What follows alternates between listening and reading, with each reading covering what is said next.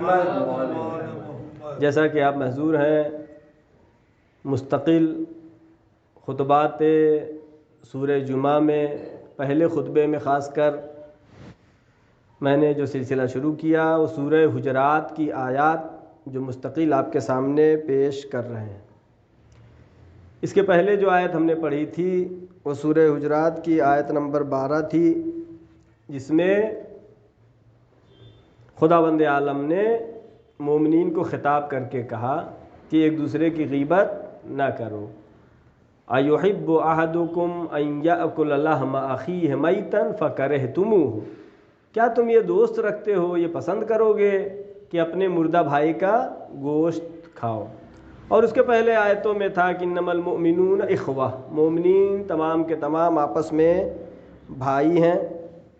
اب یہاں پر آج جو آیت ہم تلاوت کر رہے ہیں وہ سورہ حجرات کی آیت نمبر 13، اس میں خداوند عالم فرما رہا ہے یا ایھا الناس انا خلقناکم من ذکر و انثی، یا ایھا الناس یعنی اے لوگو، تمام انسانوں سے خطاب ہے۔ انا خلقناکم، ہم نے تم کو پیدا کیا، من ذکر و انثی، ایک مرد اور عورت کے ذریعے سے، یعنی تمام انسان پیدائش کے اعتبار سے برابر ہیں۔ وَجَعَلْنَاكُمْ شُعُوبًا وَقَبَائِلَ، اور ہم نے قبیلوں کی شکل میں، گروہوں کی شکل میں ہم نے تمہیں بنایا۔ کیوں؟ لِتَعَارَفُوا، تاکہ ایک دوسرے کو پہچان سکو، یعنی اگر کوئی کالا ہے افریقہ والے جیسے، یا امریکہ والے بالکل گورے ہیں، یا پھر انڈیا کے لوگ گندمی رنگ میں ہیں یا اور بھی رنگ میں ہیں، خداوند عالم فرما رہا لِتَعَارَفُوا، تاکہ ایک دوسرے کو پہچان سکو، اس لیے اللہ نے شکلیں الگ الگ کلر میں پیدا کیا ہے۔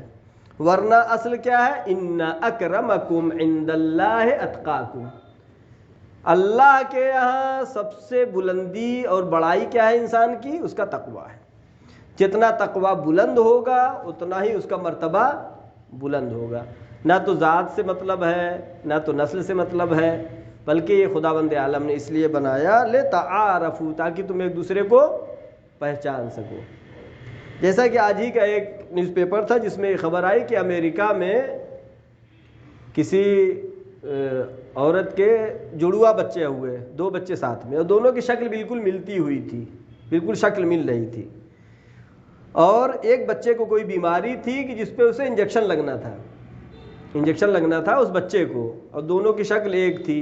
لہٰذا ایک بار ایسا ہوا کہ دادی گئی انجیکشن لگوانے کے لیے اور دوسرے والے بچے کو لگ گیا، لہٰذا فوراً جا کر کے اس کا توڑ جو انجیکشن تھا وہ لگوایا گیا، وہ صحیح ہوا۔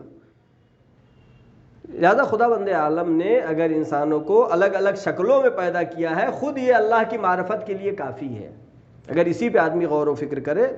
اس سلسلے میں اس آیت کے بارے میں تفسیر نور میں آیت اللہ محسن قراتی فرماتے ہیں کہ اگر اللہ نے الگ الگ شکلوں میں پیدا نہ کیا ہوتا تو کیا ہوتا؟ جس طریقے سے گاڑیوں پہ نمبر پلیٹ لگتی ہے ویسے ہی آدمیوں کو بھی نمبر پلیٹ لگانا پڑتا ہے، لیکن اللہ نے انسانوں کی شکلیں الگ الگ پیدا کی ہیں، اور کبھی کبھی ایک شکل کا پیدا کر کے خدا انسانوں کو متوجہ کرتا ہے۔ یہ اسی میں سے ہے بھی جو میں نے بیان کیا، جو نیوز پیپر میں آیا کہ شکل ملتی، البتہ تھوڑا موڑا فرق کچھ نہ کچھ تو ہوگا، جو ماں پہچان رہی ہو، دادی نہ پہچان رہی ہو، لیکن خود یہ بہت بڑی اللہ کی نعمت ہے اور اللہ کی عظمت، اس کی حکمت، اور وہ خدا جو کہ علیم بھی ہے اور حکیم بھی ہے۔ یہ حکمت خدا بہت بڑی چیز ہے۔ صرف انسان کے چہروں کے بارے میں اگر غور و فکر کرے، آج کے زمانے میں تو اور آسان ہو گیا ہے، فنگر پرنٹ، انگوٹھے کا نشان آج چل رہا ہے، آدھار کارڈ اسی سے کھل رہا ہے، راشن کارڈ اسی سے کھل رہا ہے، تو معلوم یہ ہوا کہ خود شکل ہی الگ الگ نہیں ہے بلکہ ہر انسان کے انگوٹھے کے نشان بھی الگ ہے۔ ان اکرمکم عند اللہ اتقاکم، خدا فرما رہا ہے کہ ہم نے تمام انسانوں کو مرد اور عورت سے پیدا کیا۔ وجعلناکم شعوبا وقبائل، گروہوں میں، قوموں میں اگر قرار دیا ہے تو کس لیے؟ صرف ایک کام کے لیے، لتعارفوا، تاکہ ایک دوسرے کو پہچان سکو۔ مثلا ہم چین والوں کو دیکھتے ہیں تو سب چین والے ہم کو ایک ہی شکل کے لگتے ہیں، یا وہ ہم کو دیکھتے ہوں گے تو سمجھتے ہوں گے یہ سب ہندوستان والے ایک ہی شکل کے ہیں، لیکن یہ ہم کو لگتا ہے، خود قوم والے پہچانتے ہیں اور پورا نظام اس پر چل رہا ہے۔ اور جیسا کہ ہم نے بیان کیا گزشتہ آیتیں ہم نے پڑھی تھیں کہ مومنین آپس میں بھائی بھائی ہیں، انما المومنون اخوہ، لہٰذا یہ بھائی بھائی کا رشتہ اور محبت اس کو باقی رکھنے کے لیے کیا آیتیں آئی تھی؟ ایک دوسرے کا مذاق نہ اڑا، ولا یسخر قوم من قوم عسیٰ ان یکونوا خیرا منہم، ایک قوم دوسرے قوم کا مذاق نہ اڑائے، اس سے کیا ہوتا ہے؟ بھائی چارگی ختم ہوتی ہے۔ اور پھر آیت ہم نے اس کے پہلے جو پڑھی تھی سوء ظن، کہ سوء ظن سے بچو، سوء ظن تمہیں کہاں تک پہنچاتی ہے؟ غیبت تک پہنچاتی ہے۔ لہٰذا یہ بہت بڑی چیز ہے، انسان کو فکری اعتبار سے حسن ظن والی فکر ہونا، مثبت سوچنا، یہ انسان کی ترقی میں بھی بہت زیادہ مؤثر ہے۔ ہر جگہ آدمی جو ہے منفی سوچنے لگے تو پھر کبھی آدمی ترقی نہیں کر سکتا۔ مطلب یہ دکان کھولیں گے، اب اس میں جو ہے آگے ترقی سوچنے کے بجائے وہ سوچنے لگے چوری ہو گیا تو کیا ہوگا، مال نہیں بکا تو کیا ہوگا، ایسا انسان کبھی کامیاب نہیں ہو سکتا۔ مثبت سوچنا ہے، مثبت سوچنا یہ انسان کو کمال تک پہنچاتا ہے۔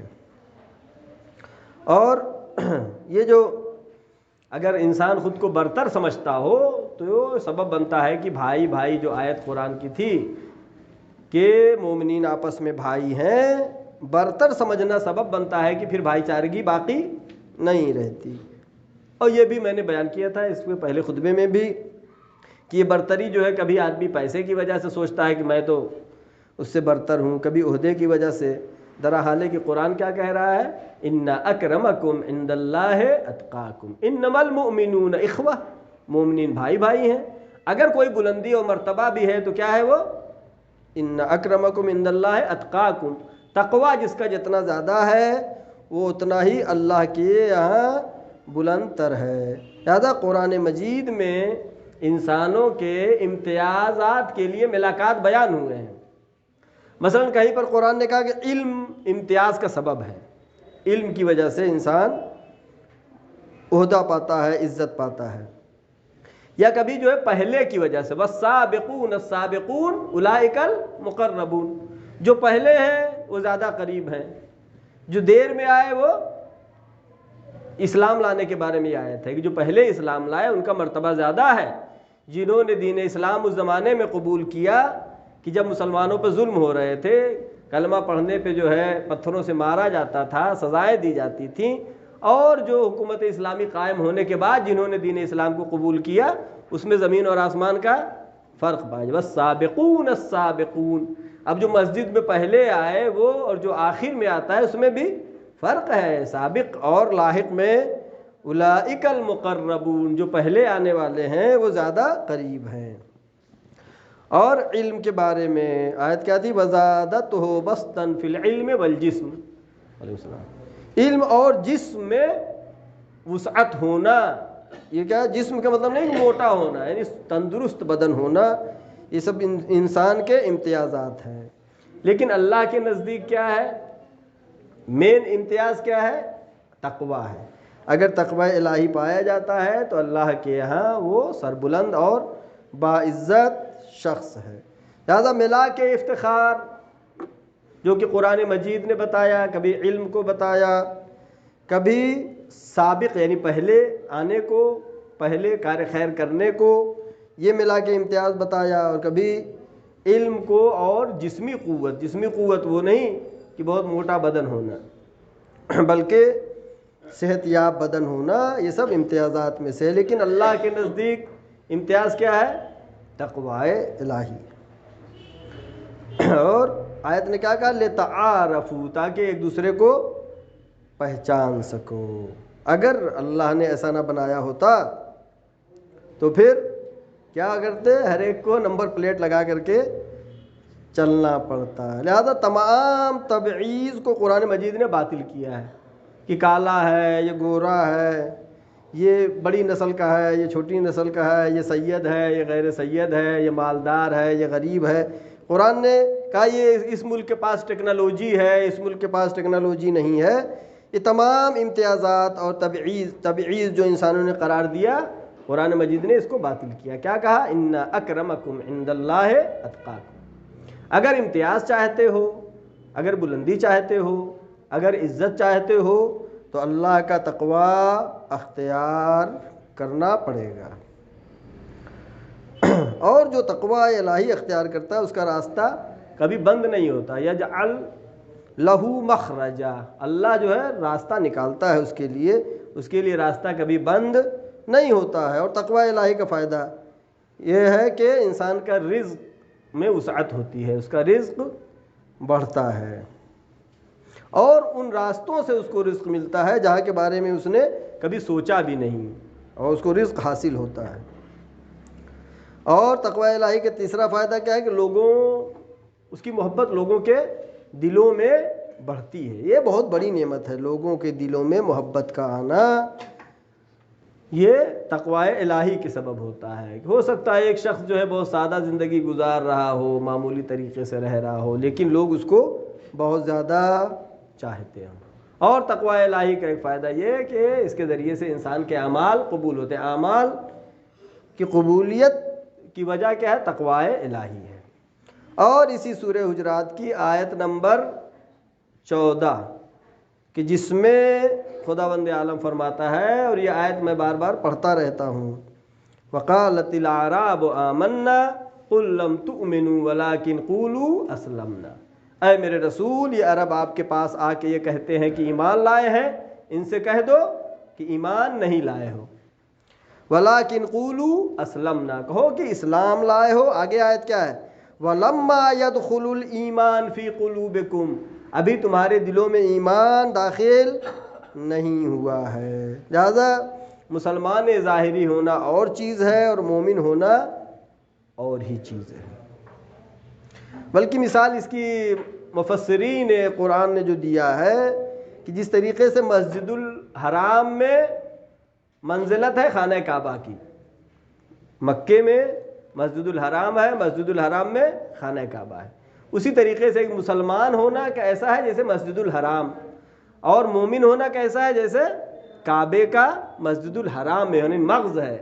مین وجہ اس کی اہمیت، اس کی ویلو کس وجہ سے ہے؟ خانہ کعبہ کی وجہ سے مسجد الحرام کی اہمیت ہے. لہذا اسلام، بلکہ کہا جائے اسلام جسم کی حیثیت رکھتا ہے. اسلام جسم ہے اور ایمان کیا ہے؟ روح ہے. اگر اس جسم کے اندر روح نہ ہو تو پھر جسم کیا ہے؟ بیکار ہے. اسی طریقے سے اگر صرف زبان سے اسلام ہے، صرف لا الہ الا اللہ محمد رسول اللہ پڑھتا ہے اور دل میں اس کے اسلام نہیں ہے تو اس کی مثال ایسی ہے کہ جیسے بے روح جسم ہو، ایسا جسم کہ جس کے اندر روح نہ پائی جاتی ہو. لہذا اور جنگ احد میں اس کا منظر بالکل سامنے نظر آیا کہ جنگ احد میں پیغمبر بلا رہے ہیں صحاب کو کہ آؤ، لیکن لوگ پیغمبر کو چھوڑ کر کے پہاڑیوں پہ چلے گئے. اور بعض صحابہ نے تو افتخار کیا، کہا کہ ہم تو پہاڑ پہ ایسے کود رہے تھے جیسے پہاڑی بکریاں کودتی ہیں. لہذا جو ایمان کی منزل پر تھے وہ جنگ احد میں میدان میں ٹکے رہے اور انہوں نے دشمن کا مقابلہ کیا.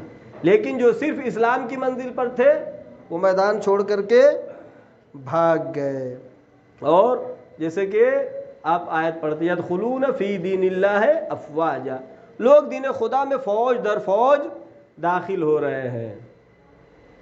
فوج دین میں داخل ہونا الگ چیز ہے، دین کا دل میں داخل ہونا یہ الگ چیز ہے. لہذا قرآن نے کھلے الفاظ میں کہا قالت الاعراب آمنا، اے میرے رسول یہ عرب کہتے ہیں کہ ایمان لائے ہیں. قل لم تؤمنوا، ان سے کہہ دیجئے کہ ایمان نہیں لائے ہو، بل قولوا اسلمنا، بلکہ کیا کہو کہ اسلام لائے ہو. لہذا اسلام لانا اور چیز ہے اور ایمان لانا اور چیز ہے. ہماری دعا ہے پروردگارہ محمد وآل محمد صدقے میں ہم کو بہترین ایمان کی نعمت عطا فرما. پروردگارہ ہمارا روز بروز ایمان اور تقوی میں اضافہ فرما۔ معبود جو بھی مومنین و مومنات پریشان حال ہیں ان کی پریشانیوں کو برطرف فرما۔ معبود جو مریض ہیں ان کو شفائے کامل و عاجل عطا فرما۔ پروردگارہ جہاں جہاں بھی مسلمان ہیں پریشان حال ہے، پروردگارہ ان کی پریشانیوں کو برطرف فرما۔ معبود دشمن کے شر کو اس کی طرف پلٹا دے۔ پروردگارہ محمد وآل محمد صدقے میں جو طلاب علم حاصل کر رہے ہیں ان کو روز بروز علمی روحانی ترقی و کامیابی عطا فرما۔ معبود جو جوان بے روزگار ہیں ان کو بہترین روزی عطا فرما۔ جو باروزگار ہیں ان کی روزی میں خیر و برکت عطا فرما۔ پروردگارہ جو بے اولاد ہیں ان کو اولاد عطا فرما۔ پروردگارہ تمام والدین کو توفیق دے کہ اپنے بچوں کو بہترین تربیت کر سکے۔ پروردگارہ پرچم اسلام کو سر بلند فرما، پرچم کفر نفاق کو سر نگو فرما۔ علماء اکرام، راجہ اکرام، بالاخص آیت اللہ سیستانی و مقام معظم رہبری کی حفاظت فرما۔ پروردگارہ امام زمانہ کے ظہور میں تعجیل فرما، ہم سب کو ان کے یاور و انصار میں شمار فرما۔ وآخر الدعوانا ان الحمد رب العالمین۔ بسم اللہ الرحمن الرحیم۔ انا اعطیناک الکوثر فصل لربک وانحر ان شانئک هو الابتر۔ صدق اللہ العلی العظیم۔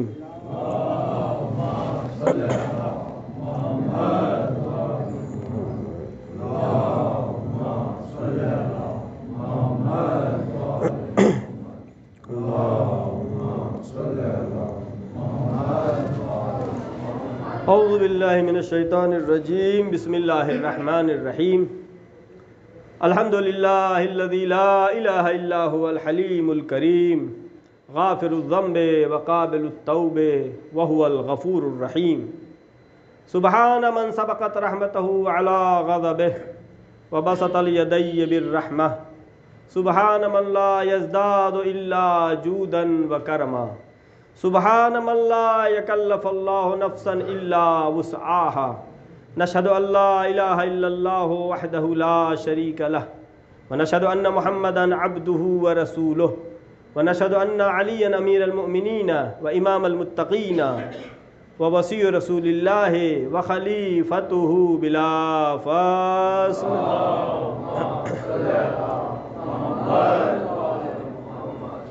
بسم اللہ الرحمن الرحیم۔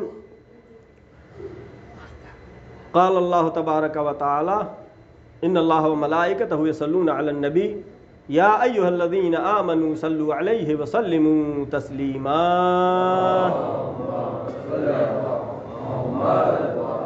اللہم صل وسلم وزد وبارک علی سید المرسلین خاتم النبیین محمد مصطفیٰ صلی اللہ علیہ وآلہ۔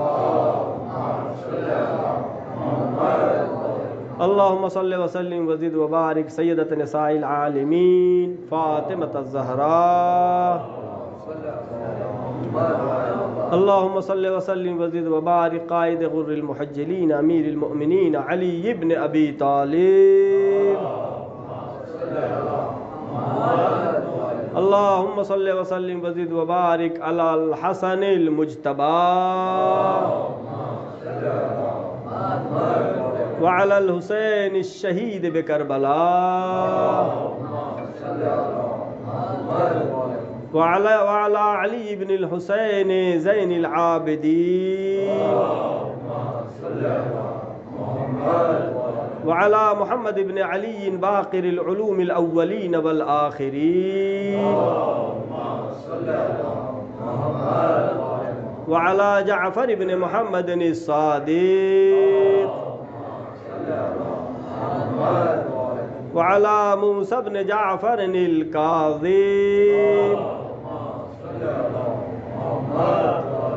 وعلی محمد بن علی وعلی علی بن موسیٰ الرضا وعلی محمد بن علی التقی وعلی محمد بن علی النقی وعلی حسن بن علی العسکری وعلی قائدنا مولانا صاحب العصر والزمان آدم الکفر والفسوق والنسیان۔ آج کے اس خطبہ جمعہ، دوسرے خطبہ جمعہ میں سب سے پہلے اپنے نفس کو اور تمام حضار کرام کے نفوس کو تقوی الہی کی دعوت دیتا ہوں۔ جیسا کہ گزشتہ خطبے میں بھی یہ ذکر ہوا کہ ان اکرمکم عند اللہ اتقاکم، انسان کا مرتبہ، انسان کا مقام، انسان کی منزلت، انسان کی بلندی اس کے تقوی کی وجہ سے ہے کہ وہ اللہ سے کتنا خوف ہے اس کے اندر۔ اللہ سے خوف کا مطلب یہ نہیں ہے کہ آپ اس سے جس طریقے سے ایک ظالم سے انسان ڈرتا ہے ویسے نہیں۔ اللہ سے خوف کا مطلب یہ ہے کہ امید کے ساتھ، امید اور خوف، ڈر بھی، اور اس کے چونکہ وہ غفور بھی ہے، وہ رحیم بھی ہے، وہ تمام گناہوں کو معاف کرنے والا ہے، اور معاف کرنے کے ساتھ ساتھ اس کا رحم و کرم انسان کے ساتھ ہے۔ لہذا تقوی الہی بہت ضروری ہے کامیابی کے لیے۔ صلوات بھیجے محمد والے۔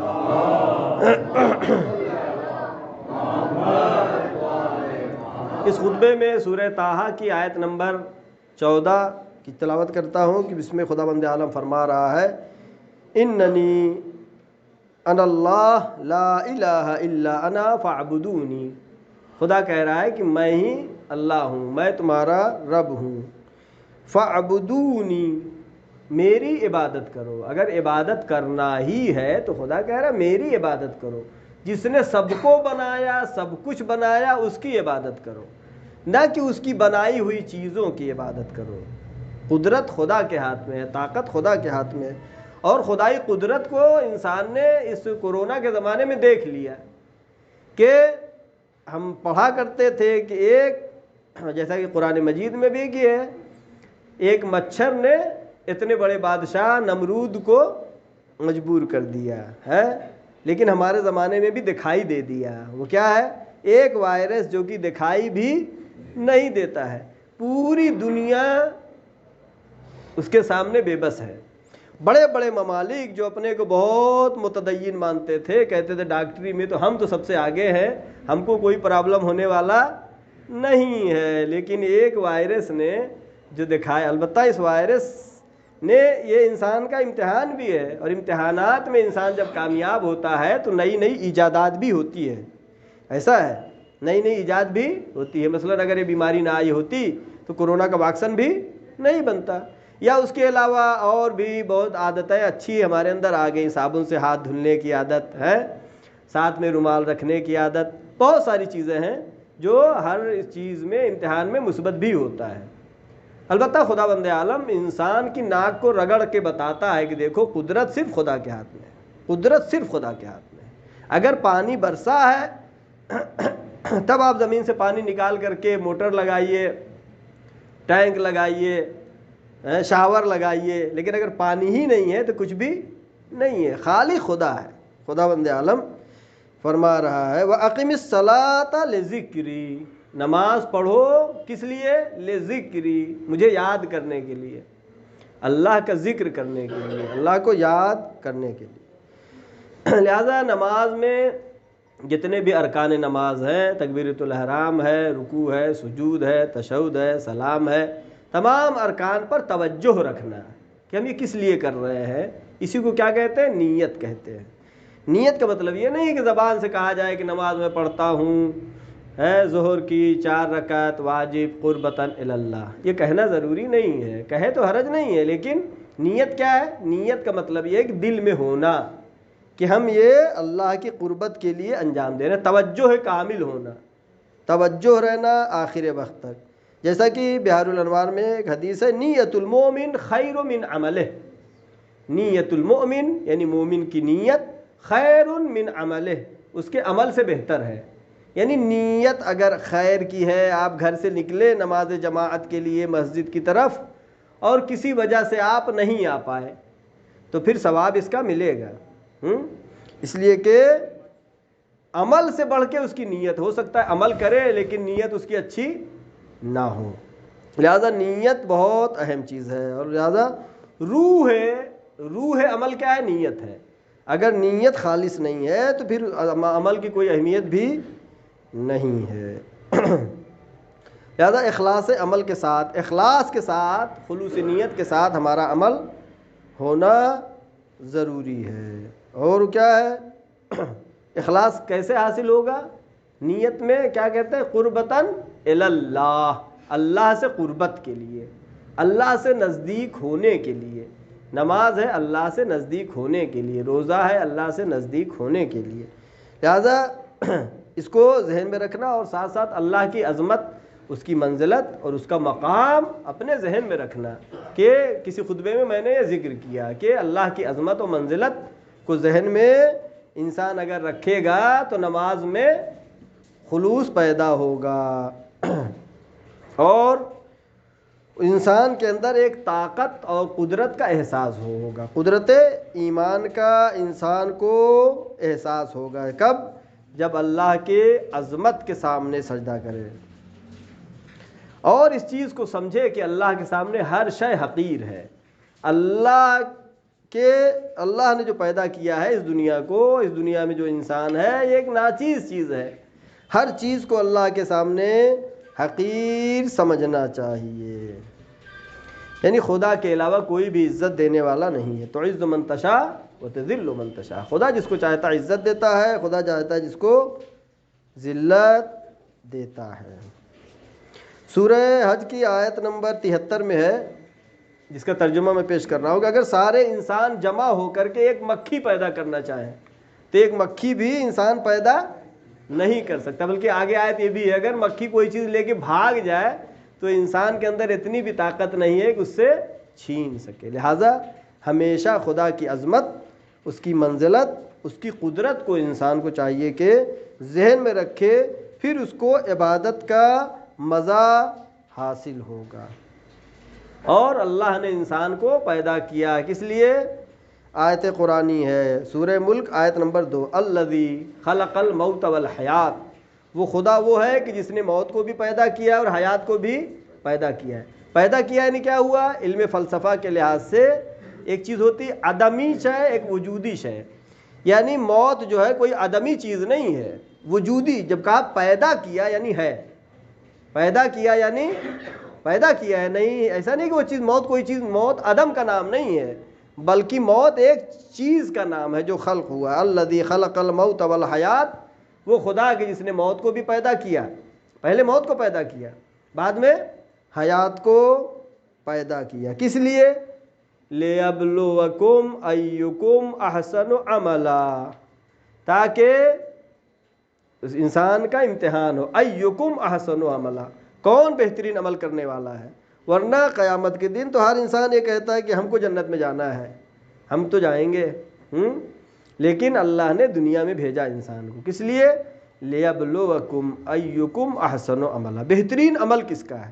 خراب عمل کی تو بات ہی نہیں، اچھے عمل میں کس کا عمل بہترین عمل ہے؟ وَهُوَ الْعَزِيزُ الْغَفُورُ، وہ خدا عزیز بھی ہے، عزیز یعنی باقدرت ہے، غفور یعنی معاف کرنے والا ہے۔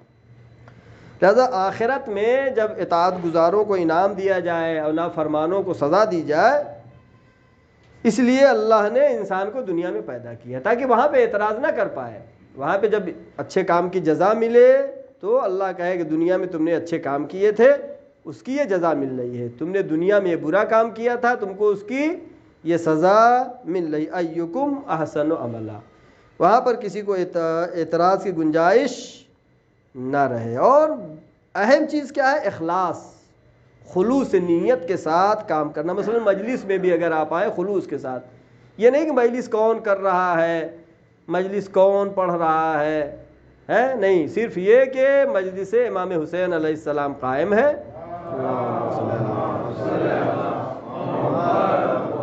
اور ہم مجلس میں جا رہے ہیں، اس لیے مجلس میں، یہ ہے خلوص، اس کو کہتے ہیں اخلاص۔ اس شخص کی وجہ سے نہیں، اس ذاکر کی وجہ سے نہیں، اس جگہ کی وجہ سے نہیں، بس مجلس سے جا رہے ہیں، اس کو کہتے ہیں اخلاص۔ اخلاص کے ساتھ عمل اگر ہوگا تو پھر جیسا کہ مشہور ہے آیت سورہ مائدہ کی آیت نمبر 55، انما ولیکم اللہ ورسولہ والذین آمنوا الذین یقیمون الصلاۃ ویؤتون الزکاۃ وہم راکعون. صلوات بھیجے محمد اس آیت کے شان نزول میں مشہور ہے کہ مسجد النبوی میں ایک فقیر آیا اور اللہ کے راہ میں اس نے کچھ مانگا، لیکن جب کوئی جواب نہیں ملا اور وہ مسجد سے واپس جانے لگا یہ کہتے ہوئے کہ پروردگارا تیرے گھر میں آیا تھا اور مجھے کسی نے کچھ نہیں دیا، تو اس وقت مولا کائنات حضرت علی ابن ابی طالب امام نے اپنی انگلی کا اشارہ کیا اور وہ فقیر بھی سمجھدار تھا، اس نے انگوٹھی اتاری اور لے کر کے چلا گیا. اب یہ انگوٹھی کی قیمت نہیں ہے کہ بہت قیمتی انگوٹھی تھی یا بہت بھاری انگوٹھی تھی، موضوع یہ نہیں ہے. موضوع کیا ہے یہاں پر؟ اخلاص عمل ہے. آج میں تفاسیر اہل سنت دیکھ رہا تھا تو دیکھیے جو وہ اہل بیت سے بغض اگر ہے اور محبت نہیں ہے تو اس میں بہت سے گوشے نکالتے ہیں. کیا اس میں کیا کیا لکھا انہوں نے؟ یہ حدیث جعلی، حالانکہ اس آیت کی شان نزول میں کیا ہے کہ جب یہ آیت نازل ہوئی تو پیغمبر اکرم حضرت محمد مصطفیٰ صلی اللہ علیہ وسلم مسجد میں آئے اور آ کے کہا کہ کس نے انگوٹھی دیا ہے، کس نے انگوٹھی دیا ہے؟ تو کسی نے بتایا کہ ایک فقیر آیا تھا اور مولا علی نے انگوٹھی دیا. اس فقیر کو بلایا گیا اور اس سے کہا پوری داستان بیان کرو. اس نے بیان کیا. لیکن جو منکر ہوتے ہیں وہ کیا کہہ رہے ہیں کہ رکوع میں کہاں حکم ہے زکوٰۃ دینے کا، رکوع میں تو حکم نہیں ہے زکوٰۃ دینے کا، لہٰذا یہ کیسے ہو گیا؟ جو نہیں ماننے والا ہے وہ. لیکن آیت کیا کہہ رہی ہے؟ آیت یہ کہہ رہی ہے کہ کیا آیت ہے؟ یؤتون الزکاۃ وہم راکعون. وہ زکوٰۃ دیتے ہیں حالت رکوع میں. جب حالت رکوع میں کسی نے انگوٹھی دی ہے اور آیت نازل ہوئی ہے پھر یہ بحث نہیں رہتی کہ رکوع میں زکوٰۃ دینا ہے کہ نہیں دینا ہے اور جو ہے پھر تو کوئی دے نہیں سکتا اور کیا دنیا بھر کی باتیں ہیں. ایسا نہیں ہے. جو قرآن کی آیتیں ہیں وہ حقائق ہے، اس سے کوئی انکار نہیں کر سکتا ہے. لہٰذا انسان کا اخلاص ہی اہم ہے. انگوٹھی اس کے بعد بہت لوگوں نے دیا، بہت سی تاریخ کی کتابوں میں ہے رکوع کی حالت میں انگوٹھی دیا، لیکن آیت نازل نہیں ہوئی. ہو سکتا ہے مہنگی مہنگی انگوٹھی بھی دیا ہو لیکن نازل نہیں ہوئی. آیت کب نازل ہوئی؟ اس اخلاص خلوص کے ساتھ جو مولا کائنات نے انگوٹھی وہ دی ہے. لہذا انسان کا اخلاص یہ اہم ہے، اس پہ ہمیں توجہ دینے کی ضرورت ہے. اور آج کے حالات حاضرہ میں جیسا کہ خبروں میں آپ سن ہی رہے ہیں کہ دہلی میں کسانوں نے آندولن کیا اور اس قانون کے لیے جو کہ کسانوں کے نقصان میں ہے، لیکن حکومت اس پہ ماننے کو تیار نہیں ہے. حالانکہ کسی بھی جمہوری ملک میں عوام کا حق ہوتا ہے یہ کہ مظاہرہ کرے، اپنی باتیں جو صحیح ہے اس کو حکومت کو چاہیے کہ مانے. البتہ سب سے اہم چیز ہمارے جوانوں کے لیے ہے کہ علم حاصل کریں. علم کبھی ضائع ہونے والا نہیں ہے. زیادہ سے زیادہ کوشش کریں. بہترین بصارت کے ساتھ بصیرت کا ہونا ضروری ہے. یہ نہیں کہ جہاں پہ ہو رہا ہے صرف مظاہرہ کرنے لگے. بصیرت کا ہونا ضروری ہے. بصیرت یعنی دل کی آنکھوں کا روشن ہونا. یہ ایک ظاہری ہے بصارت جس سے آنکھ سے ہر چیز ہم دیکھتے ہیں، اور ایک بصیرت ہے یعنی نور بصیرت ہر انسان کے اندر ہے، لیکن جب انسان اس کو مرحلے فعلیت میں لاتا ہے پھر اس کے اندر بصیرت پیدا ہوتی ہے. لہذا اس کا ہونا، اس کو اجاگر کرنا ضروری ہے. اس کے لیے کیا کس طریقے سے ہو سکتا ہے نور بصیرت ہمارے اندر پیدا ہو؟ پہلی چیز ہے اپنے نفس کی تعمیر کرنا، نفس کو بنانا. یعنی جب ہم بچے تھے تو ہمارے اندر حسد نہیں تھا، ہمارے اندر بغض نہیں تھا، ہمارے غیبت نہیں کرتے تھے، سادہ دل کے تھے، دنیا طلبی ہمارے اندر نہیں تھی. جو بھی برائیاں ہیں دل کے اندر ان کو نکال دینا. دل کا صاف رکھنے سے کیا ہوگا؟ بصیرت پیدا ہوگی. یعنی اپنے نفس کو تعمیر کرنا. نفس جس طریقے سے روح کے لیے ہم خیال کرتے ہیں، ارے اپنے جسم کا خیال کرتے ہیں، روح کا بھی اسی طریقے سے خیال کرنا ضروری ہے. یعنی یہ روح ہماری جو کہ زنگزدہ ہو گئی ہے اور گناہوں کی وجہ سے اس کو پاک کرنے کی ضرورت ہے. اس کو پاک کرنے کے لیے یعنی ابھی بچپن میں اگر ہم دیکھتے تھے کسی بھی ظلم ہو رہا ہے، کسی کو کوئی مار رہا ہے تو فوراً رک جاتے تھے، ٹوکتے تھے، بولتے تھے. لیکن انسان کے اندر گناہ کرتے کرتے دل اس کا سخت ہو جاتا ہے. لہٰذا قوت بصیرت کو پیدا ہونے کے لیے ضروری ہے کہ اپنے آئینے، دل کے آئینے کو نور توحیدی سے صاف کرے، اپنے اندر سے گناہوں کا خدا سے استغفار کرے۔ خدا سے استغفار کرنے کے ذریعے سے انسان اس مقام پر پہنچ سکتا ہے۔ دیکھیے کل بھی ظلم ہوتے رہے، آج بھی مذہب حقہ پہ ظلم ہو رہا ہے۔ ابھی چند دنوں کی خبر ہے کہ سعودیہ العربیہ جو ہے وہاں پہ العوامیہ نام کا جو شیعہ علاقہ ہے، جہاں پر شہید شیخ باقر النمر جس مسجد میں نماز پڑھاتے تھے، یعنی مسجد امام حسین علیہ السلام وہاں پہ ہے، اس کو آل سعود نے منہدم کر دیا، اس مسجد کو بھی گرا دیا، جو کہ بہت ہی اللہ کو صرف مانتے ہیں کہ ہم صرف اللہ کو مانتے ہیں، اللہ کے گھر کو انہوں نے گرا دیا۔ اور دشمن کی ہمیشہ یہ سازش رہی ہے، یہ سازش رہی ہے کہ حق کی آواز کو دبانے کے لیے ظلم کرتا رہا، اور تاریخ تشیع میں کوئی نئی چیز نہیں ہے، بلکہ یہاں تک کہ رسول کی بیٹی حضرت فاطمہ زہرا سلام اللہ علیہا رسول اللہ کے انتقال کے بعد جب گریا کرتی تھی تو لوگوں نے اعتراض کیا، کہا یا علی فاطمہ سے کہہ دیجئے دن میں رویا کریں یا رات میں رویا کریں، ہماری زندگی پہ خلل پڑتا ہے۔ نہیں، یہ ہے باطل، اس کو کہتے ہیں باطل، جس کو دین اسلام سے دشمنی ہو ایسا کرتا ہے۔ لہذا شہزادی کے رونے پر بھی پابندی لگائی، اور مولا کائنات نے ایک مقام بنایا جس کو کہتے ہیں بیت الحزن، اس کو بھی دشمنوں نے منہدم کر دیا۔ لہذا یہ نئی چیز نہیں ہے۔ کل بھی جنہوں نے شروع میں جو اس کے پہلے میں نے آیت پڑھی تھی، قالت الاعراب آمنا قل لم تؤمنوا ولکن قولوا اسلمنا، جو صرف اسلمنا کے مقام تک ہیں، انہوں نے اہل بیت کی شناخت نہیں ہے، ہمیشہ انہوں نے اس طریقے کے ظلم کرتے رہے ہیں، اور اس امید کے ساتھ کہ خدا کے آخری حجت امام زمانہ عجل اللہ تعالیٰ فرجہ الشریف کا جلد سے جلد ظہور ہو، ہم اس بہترین حکومت، اس باعظمت حکومت کو اپنی آنکھوں سے دیکھیں، اور ظالمین کو ان کے ظلم کی سزا بھی ملے۔ اور ابھی جو ہے علی پور میں عقد تھا، جس میں صدر محترم نبوت صاحب کے پوتے کا بہت ہی سر فخر سے بلند ہو گیا۔ وہاں پر امام جمعہ نے اعلان کیا کہ اس شادی میں کوئی جوڑا، کوئی گھوڑا، کوئی جہیز نہیں لیا گیا، یہ پورے گاؤں کی عزت کا سبب ہے۔ لہٰذا ہم کو کوشش کرنا چاہیے، جو ہمارے ہاں مذہب میں نہیں ہے، مذہب اسلام میں نہیں ہے، یہ ہندوؤں کے، چونکہ ملک ہندوؤں کی اکثریت ہے، ان کے مذہب سے ہم میں آ گیا ہے۔ لہٰذا اس فخر کی چیز جو کہ ہمارے یہاں ہے، جو بھی اچھائیاں ہیں اس کو بیان کرنا چاہیے، اس پہ ہمیں خدا کا شکر ادا کرنا چاہیے۔ شکر ادا کرنے کے ساتھ ساتھ ہم کو کوشش کرنا چاہیے کہ ہم اپنے اندر بھی اس چیز کو پیدا کریں۔ لہٰذا یہ کچھ پیسہ لے کر کے جو ہے کچھ دن جو ہے ہو سکتا ہے انسان کچھ آرام سے گزار لے، لیکن اصل جو ہے اگر اس کا اولاد لائق ہے، محنتی ہے، باشعور ہے، تو اس سے زیادہ پیسہ کما سکتا ہے۔ لہٰذا یہ بہت ہی فخر کی بات ہے، اور میں نبوت صاحب اور ان کے بیٹے کونین صاحب کا شکریہ ادا کرتا ہوں کہ سبب بنا کہ کریم پور کا نام روشن ہوا۔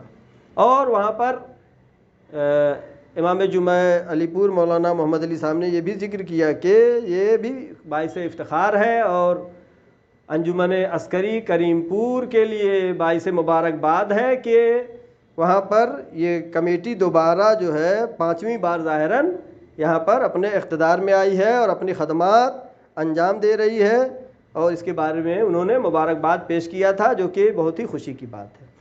آخری بات آج کے اس خطبہ جمعہ میں جو کہ بہت ضروری ہے، وہ ہے قبرستان کا معاملہ۔